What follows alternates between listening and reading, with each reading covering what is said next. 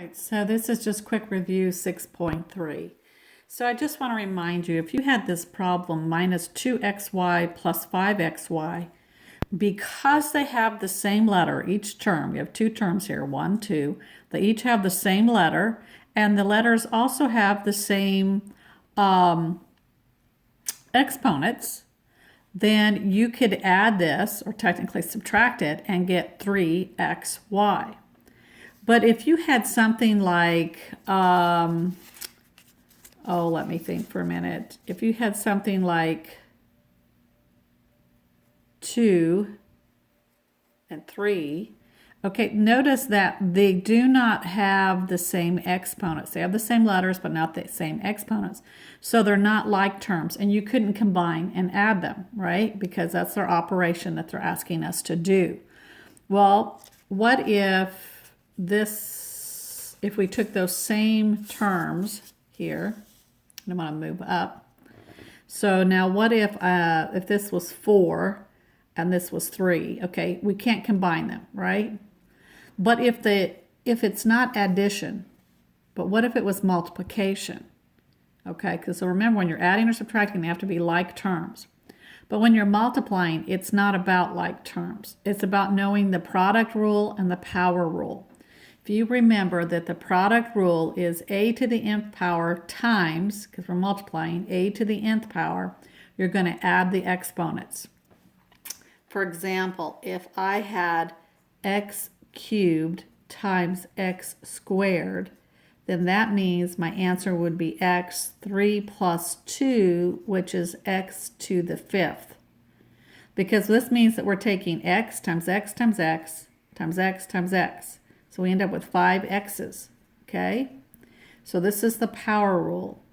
So when you're multiplying, it doesn't matter. You have to have the same letters here. That you don't even have to have the same letters. You don't have to have the same exponents. You just have to go ahead and use this power rule of multiplying.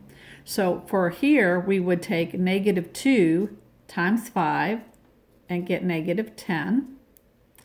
We take x to the 4th times x cubed. Well, that would be x4 plus 3.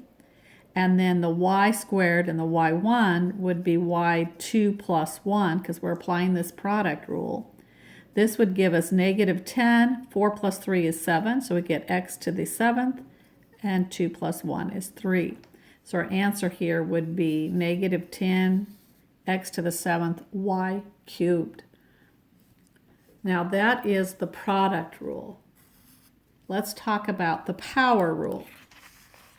The power rule is when you have an exponent to an exponent, a power to a power. That's what I call it, the power rule, right? So when you have a power to a power, you're going to multiply the exponents, all right? So an example of that would be if I had x squared to the power of 3. So power to a power. Then I'm going to take the 2 times the 3 and get 6. So my answer would be x to the 6th power.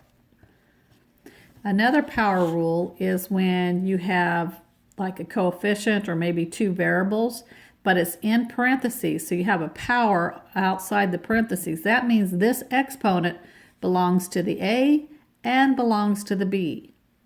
All right, so think of this as a to the first power and b to the first power. So 1 times n is n, 1 times n is m. So that n belongs to both. You get a to the n, x to the n.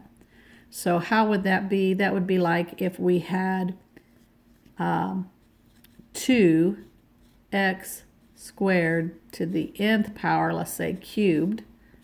Well, that means that this cubed goes with this 2. There is an invisible 1 power. So that would be 2 cubed, because 1 times 3 is 3. And then we have the x, and then we have the power to power. So we're kind of applying this rule here. 2 times 3 is 6. 2 cubed is 8 to the x to the 6th power. So those are the power rules.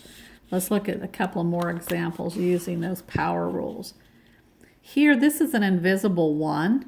You could technically think of this as 1 squared, right? and y 5 times 2, well, 1 squared, right? We're going to go ahead and put this times. 1 squared is 1, and 5 squared is y to the 10th. But you don't necessarily need to write that 1, right? Because it's a positive 1. So in this particular case, I'm going to go ahead and erase. Because the coefficient is a positive 1, you just need to concern yourself with this, and you can just immediately write it as 5 to the 10th power. Okay, power to power, so we multiply the exponents, all right? But what if it's not a positive, because this was a positive 1. What if it's a negative 1? Okay, well then you have to pay attention to that coefficient. Because depending on how many negative numbers you multiply together, if you multiply 2 negative numbers together, you get a positive answer.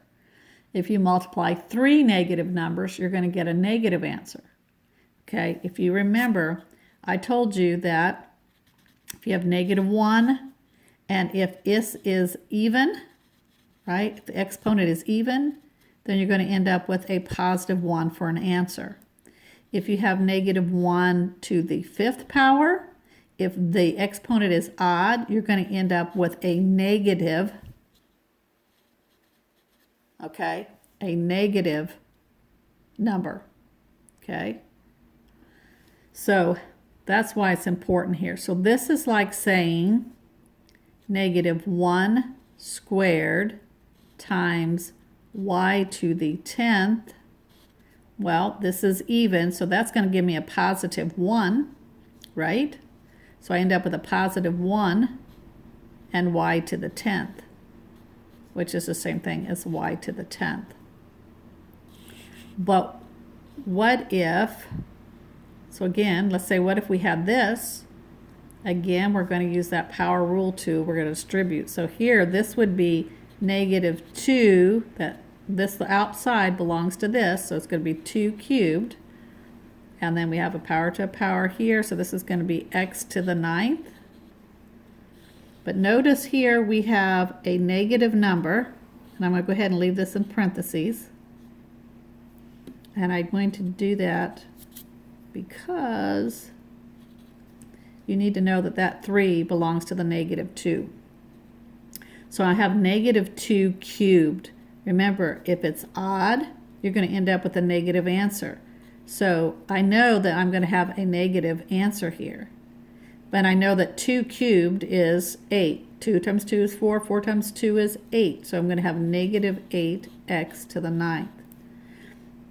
All right, so that's just the quick review there for lesson 6.3.